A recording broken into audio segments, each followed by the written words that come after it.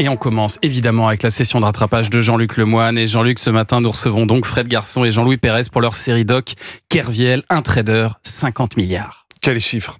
J'arrive même pas à me représenter ce que ça fait. Même en convertissant en Mbappé, c'est énorme.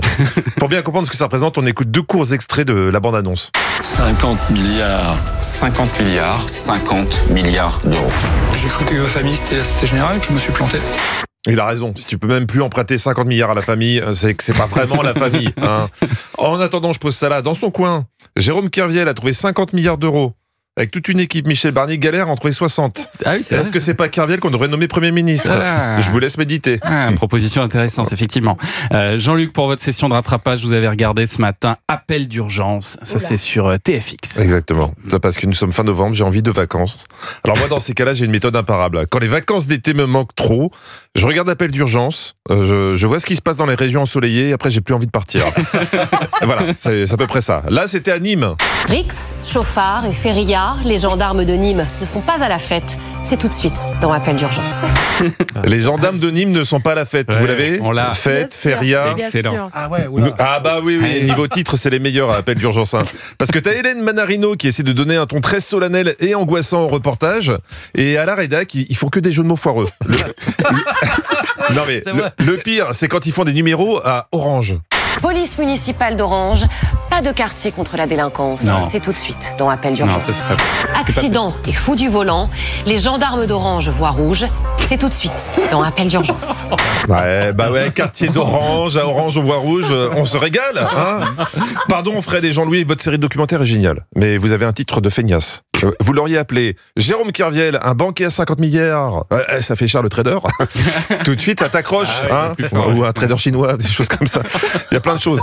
Les gendarmes sont appelés pour un camion en feu sur l'autoroute. Ça, on revient à Appel d'urgence. Évidemment, ça crée un bouchon, donc les forces de l'ordre ont du mal à progresser.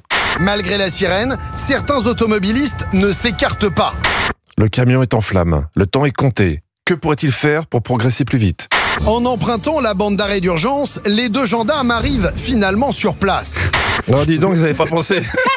Ouais, c'est une bande d'arrêt d'urgence. Hein. Ils se sont dit, si on y va, on va s'arrêter d'urgence. Mais comment ça se fait que ce camion ait pris feu aussi vite? Il transporte quoi le camion? Des serviettes hygiéniques. 38 tonnes de serviettes hygiéniques. Ouais, je sais, vous vous attendez à des vannes graveleuses là. Non, c'est pas votre genre. Non, je sens à vos regards que vous vous dites il va se lâcher, ça va être un festival. Eh ben pas du tout. J'ai des principes. Ouais. Moi, j'ai des règles. Voilà. On part à Nîmes pour la feria. On est à Nîmes. Hein. Donc évidemment pour la feria, il y a la musique typique. La traditionnelle feria.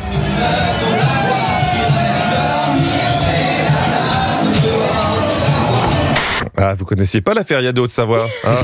Je vous l'accorde, c'est moins connu que la tartiflette d'Ajaccio. Bon, qui dit feria dit alcool, donc alcotest. Un jeune se fait contrôler, il a un peu bu. Vous avez consommé de l'alcool ce soir, monsieur? J'ai consommé 2 bières. Il y a un litre quand j'étais à Béziers. Mais après, j'ai bu, je pense, un litre de plus mais quand j'étais à Nîmes, mais rien de plus. Ah, il a pas menti, il a bu 2 bières, mais 2 bières de 1 litre. Ouais, ça va. C'est normal. C'est jamais bon signe quand le conducteur consomme plus que sa voiture. Mais la région de Nîmes, c'est aussi des autoroutes et des aires de repos pour se détendre. Les automobilistes s'y arrêtent en famille pour déjeuner ou se dégourdir les jambes. Mais certains y viennent pour une toute autre raison. Trouver des partenaires sexuels. Mais c'est quoi ces aires d'autoroute? Moi, je connaissais les aires avec des balançoires tape-cul. Hein. Là, c'est pareil, mais il n'y a pas les balançoires, il y a juste les tape-cul. Je vous rappelle que la voix off a dit que c'était une aire où les familles s'arrêtaient pour déjeuner. Il y a un chauffeur routier qui a appelé pour signaler qu'un homme est en train de se masturber juste à côté de l'air. Non. Ah ouais, là, honnêtement, ça me dépasse.